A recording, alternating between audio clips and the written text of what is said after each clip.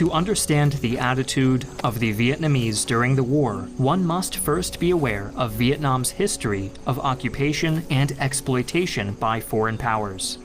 First, there was China, which spent 1,000 years trying to absorb the nation through both conquest and cultural assimilation. However, by the 19th century, China was undergoing its own negative experiences with colonialism, as powerful European empires began expanding into Asia and destroying the old status quo. With Chinese influence on the wane, it seemed as if Vietnam might have a chance to stand on its own, but a small squadron of French warships would promptly crush those hopes. Unable to resist this technologically superior foe, the Nguyen imperial dynasty ruling Vietnam at the time quickly capitulated, and by 1884 most of Vietnam had become part of the Greater Colonial Union of French Indochina. With the Nguyen court reduced to a puppet administration, colonial governors operated with virtually no oversight from the French state, and were allowed to use any and all means at their disposal to suppress any hint of native resistance. Often this extended to the point of criminalizing the mere act of identifying oneself as Vietnamese. Trapped in a thoroughly miserable existence, the Vietnamese peasants were desperate for a savior, any savior. But after decades of failed revolts and horrific reprisals, the iron grip of colonialism remained as strong as ever. Yet, unbeknownst to the peasantry, the seeds of a new revolution were already being sown, not in the plantations or even in the courts of the Nguyen bureaucracy, but in the coffee houses of Paris, where the few Vietnamese lucky enough to scrape together enough money to afford a Western education were debating the merits of a strange, radical new ideology known as communism. Unlike any political ideology at the time, communism promised freedom and equality for those laboring under the yoke of capitalistic imperialism, and so spread like wildfire from the moment it was introduced from overseas, becoming Vietnam's dominant underground political movement by the early 1930s. Central to the communist movement in Vietnam was the unassuming son of a disgraced bureaucrat called Nguyen Sinh Quong, or as he is more commonly known, Ho Chi Minh. After leaving Vietnam sometime in the 1910s, Ho Chi Minh drifted around Europe, visiting both the United States and possibly Britain. As early as 1918, he was a dedicated anti-imperialist, joining the group of Vietnamese patriots, which petitioned the French government for independence during the Treaty of Versailles.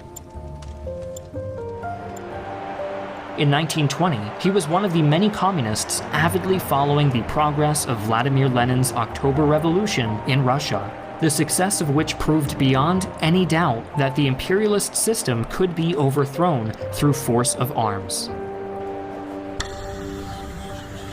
Inspired by Lenin's success, Ho Chi Minh chaired the first meeting of what would become the Indo-Chinese Communist Party, or ICP, in 1930, with the express goal of ending colonial rule of his native country.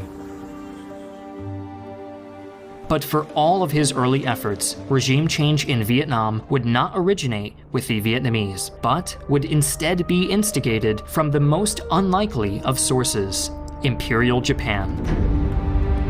In 1940, Japan invaded Vietnam as part of their efforts to establish the Greater East Asia Co-Prosperity Sphere, or in other words, a series of client states under imperial domination. In 1945, they officially annexed the country and expelled all Western influences, including the entire French colonial administration. Mere months later, the Japanese surrendered to the Allies, and with their collapse, Vietnam's century-old political order. This was due in large part to the activities of the U.S. Office of Strategic Services, or OSS, which had made contact with the Viet Minh in 1945 and selected Ho Chi Minh as their primary contact within Vietnam. Part of what enabled the close relationship between America and the Viet Minh was their lack of a traditional communist agenda. Despite Ho Chi Minh's unabashed belief in the ideology, his primary goal was always the liberation of Vietnam. As he himself stated, at first patriotism, not yet communism. As a result, both Joseph Stalin and Mao Zedong initially distrusted Ho Chi Minh for his unwillingness to make class warfare a priority above national freedom. This, however, struck a chord with American observers, who were naturally sympathetic to the idea of an oppressed nation throwing off the shackles of a domineering imperialist regime. Thus, OSS operatives celebrated alongside the peasantry when Ho Chi Minh declared the Democratic Republic of Vietnam on September 2, 1945. In his opening speech, he began with words familiar to every American. Tất cả mọi người đều sinh ra có quyền bình đẳng, tạo hóa cho họ những quyền không ai có thể xâm phạm được. Trong những quyền ấy có quyền được sống, quyền tự do và quyền mưu cầu hạnh phúc.